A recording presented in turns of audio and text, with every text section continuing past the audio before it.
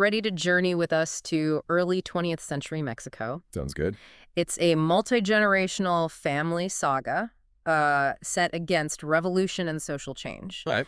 We're diving into El Murmur de las Abejas, the Murmur of the Bees in English. Right. This Spanish language novel has it all.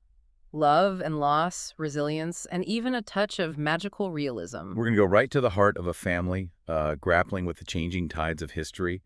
The wealthy Morales family, they own haciendas and ranches, and we see how their world is completely turned upside down by the looming Mexican Revolution. Okay, and at the center of this is Simonopio, this abandoned baby. Right. With a mysterious connection to bees, almost like he can communicate with them, drawing solace, understanding from the natural world. This Murmur of the Bees theme, it kind of runs through the whole story, doesn't it? Absolutely. It's not just about bees literally buzzing, though. It's also about how nature speaks to us, especially in times of upheaval. A subtle language, one that Simonopio understands deeply, but the Morales family, they're so caught up in their world of wealth and tradition that they struggle to hear it. Yeah, that's a great contrast. Yeah. So we're in Linares, Mexico, early 1900s. Mexican Revolution is brewing. World War I is on the horizon, and the Spanish flu is about to sweep the globe. Uncertainty and change everywhere. The Morales family is right in the thick of it. Francisco, the patriarch, his wife, Beatrice, they're wealthy landowners, but their status is threatened. Growing calls for land reform. Oh, wow. Francisco's deeply anxious about losing everything. Yeah, sounds like a pressure cooker. Yeah. And then we have Simonopio, this baby. Abandoned, taken in by the Morales family. Right. What is the significance of his connection to bees? Because it seems almost magical. It is a sort of magical realism. But it also speaks to this deeper theme, indigenous wisdom versus modern society. Simonopio can't communicate in conventional ways, so he finds solace and understanding in the natural world, particularly with bees. He has this intuitive knowledge, this ability to sense the rhythms of nature that others just miss. Makes you think if we've lost touch with that. Yeah. Modern society. Precisely. The novel asks, what happens when we prioritize progress, profit over this delicate balance of nature? And how do we even reclaim that, that lost connection? That's deep stuff, Yeah. but really fascinating. And through all this turmoil, the Morales family faces these just heartbreaking tragedies, too. Yeah. Their first child dies in infancy, which casts a long shadow over the family. Oh, wow. And then later they face the devastating loss of Francisco, the patriarch. But through these trials, Beatrice shows remarkable resilience. She's the anchor. Yeah. Right. Holding everything together despite violence and uncertainty. Exactly. Adapting to the changing world. A powerful example of, feminine strength in the face of adversity. She loses so much but never gives up. That's inspiring. Yeah. So we've got revolution, upheaval, personal tragedy, and then, as if things weren't difficult enough, Right. the Spanish flu pandemic hits. Yeah, and it hits hard. Yeah. The novel paints this chilling picture. Deserted streets, bodies unburied, scavenging dogs roaming freely. It's just a stark reminder of the pandemic's devastating impact on the Morales family and the world. Yeah. Yeah. I mean, it's amazing how the author uses these historical events, not just background, but as forces that actually shape the lives of these characters. Yeah. Shows how individual destinies are often, intertwined with these larger historical currents. And it makes you think about how our own lives are shaped by events beyond our control. Absolutely. And within this larger context, we have these compelling individual stories unfolding. Yeah. Like Carmen, the Morales' daughter. She experiences this whirlwind romance with a young man from Monterrey. Ah, yes, Antonio Dominguez. Their love is very intense, but short-lived. Because he potentially falls victim to the Spanish flu, right? It's like his fate's ambiguous on purpose. Exactly. It adds this layer of mystery and unresolved grief to Carmen's story. She is left grappling with this uncertainty, wondering if her beloved is alive or dead. Adding another layer of complexity to this already complex saga. Right. And speaking of complexity, we can't forget about Anselmo Spiricueta. Oh, yeah. A worker on the Morales hacienda who becomes a pivotal character.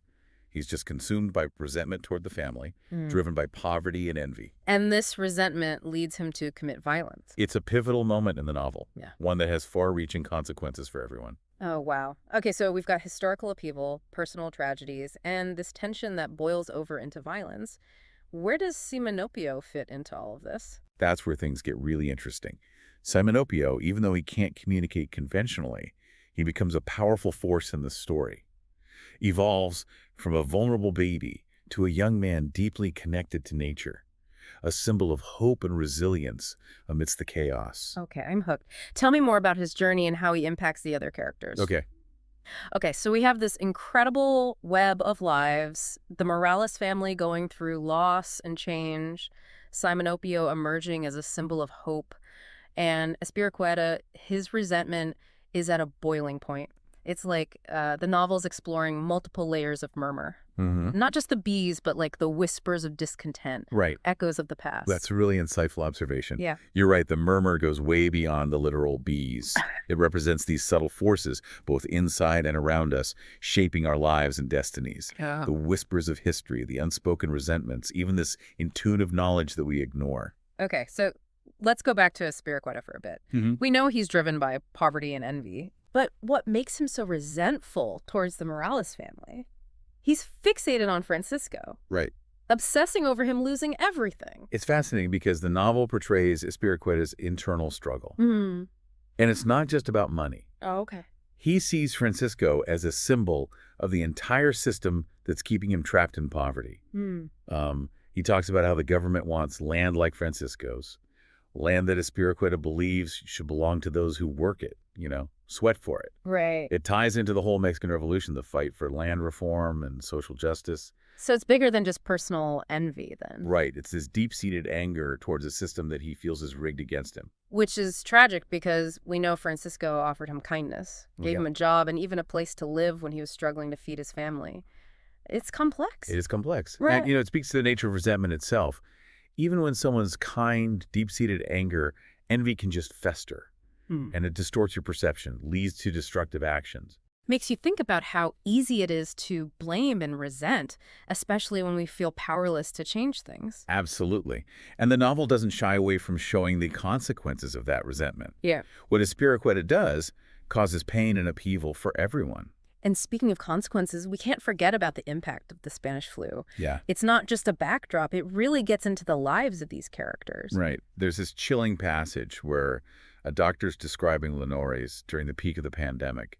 Deserted streets. Oh, wow. Bodies left out in the open. Scavenging dogs. They're not afraid to approach humans anymore. That's creepy. It's this terrifying picture of society breaking down. It's a stark reminder of how vulnerable we are to these global forces, these unseen enemies that can change everything in an instant. It echoes the uncertainty and the fear that pervades the entire novel. Right. Ties into this bigger theme of how external forces, war, revolution, disease, can alter the course of individual lives. Not just the Spanish flu, but you see it with the Mexican Revolution too. Yeah. This constant anxiety for Francisco, right? Like his whole world's about to be upended. Right, and even Carmen's love story has this uncertainty, loss. Yeah. We're wondering if Antonio even survived the Spanish flu. Adds another layer of tragedy to her experience. It's heartbreaking because she's dealing with this unresolved grief, not knowing if her love is alive or dead. But what I find remarkable is how Beatrice's responds to Carmen's heartbreak. Yeah. Even with her own grief and anxieties, she's just so compassionate and strong. Doesn't dismiss Carmen's feelings or anything. Allows her to just feel her emotions. Offers comfort without minimizing anything. Exactly. Beautiful example of maternal love, resilience. Beatrice is this pillar of strength for her family. She goes through these tragedies with such grace and dignity. It's inspiring, especially considering all that she loses. Right. A child, her husband, her home, her sense of security. And yet she never gives up hope. Keeps searching for her missing son, Francisco Jr. Finds comfort in her granddaughter and future generations. Reminds us that even in the darkest times, there's always a glimmer of hope. A reason to keep going. And speaking of hope, we have Simonopio. Right. Amidst all the darkness, his connection to nature offers this glimmer of light. He's not just surviving, he's thriving. Tell me more about his journey. We know he's got this deep connection to bees. How does that show up? Well, his annual pilgrimages, Okay. he follows the bees, looking for spring blooms, demonstrates this incredible intuitive understanding of the natural world. Almost as if he's in tune with a different rhythm, dictated by nature, not by humans. It's like he's tapped into some ancient wisdom, a way of being in the world that we've kind of lost. And what's really interesting is how he becomes a bridge between that world and Francisco Jr., Francisco and Beatrice's son. He protects him, guides him, teaches him to listen to those whispers of nature, observe its subtle cues. Like he's passing on a legacy of knowledge. Exactly. And that takes us right back to the novel's title, The Murmur of the Bees. Yeah. It's more than just a sound. It's this deep connection to the natural world, a way of understanding and communicating that goes beyond language. It makes you think about how often we as humans are just too caught up in our own heads to really listen. Right. We miss those subtle cues. Those whispers that might offer guidance, wisdom. Yeah, and we often dismiss those who communicate differently. People who may not use words but have a profound understanding of the world. Simonopio really challenges those assumptions, urges us to broaden our perspectives, embrace different ways of knowing. That's a powerful message, especially now, where logic and reason are often prioritized over intuition and experience. So we have loss, resilience, connection to nature. How does it all wrap up? Where does the story leave us? That's where things take another interesting turn. Remember, this story is being told from Francisco Jr.'s perspective, right? Right. As an adult, he's reflecting on his childhood, grappling with his memories of Simonopio, trying to reconcile the love and the joy he felt with the tragedy that unfolded.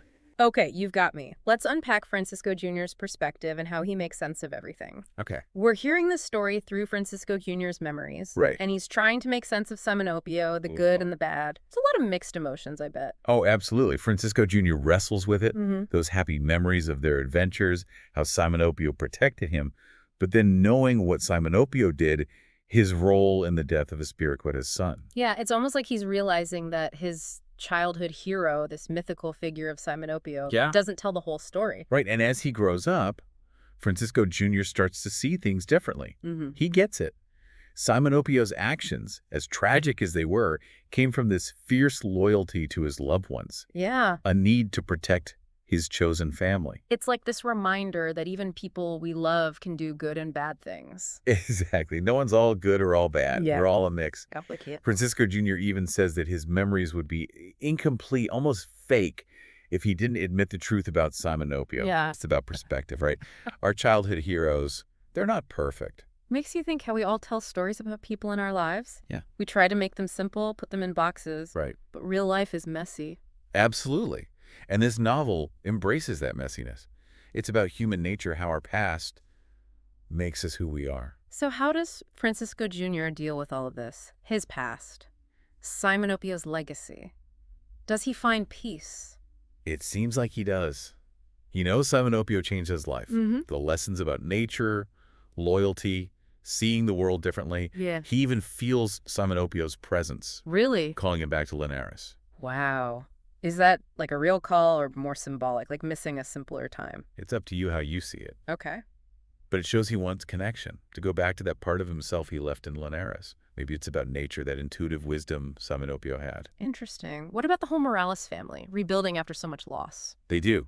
Beatrice never stops looking for her son, even though she's grieving. She finds comfort in her granddaughter, the next generation. And Francisco Jr., he struggles but carries those lessons forward, honoring his dad and Simonopio. It's hopeful. Even when everything falls apart, there's a chance to start again. Find new strength, new meaning. The Murmur of the Bees, it's more than a family story. It's about history, nature, the ups and downs of relationships. It stays with you. It makes you think about your own connection to nature, your family, the stories you tell about people. And it leaves you wanting more. Yeah. To listen closer to the world, those little hints we miss in our busy lives. Maybe if we really listen, we'll hear those whispers, the ones that can guide us, connect us to something bigger. What a beautiful thought to end on. Well, listener, that's our deep dive into The Murmur of the Bees. We hope you enjoyed it. Keep listening, keep asking questions, keep exploring. The world is full of whispers.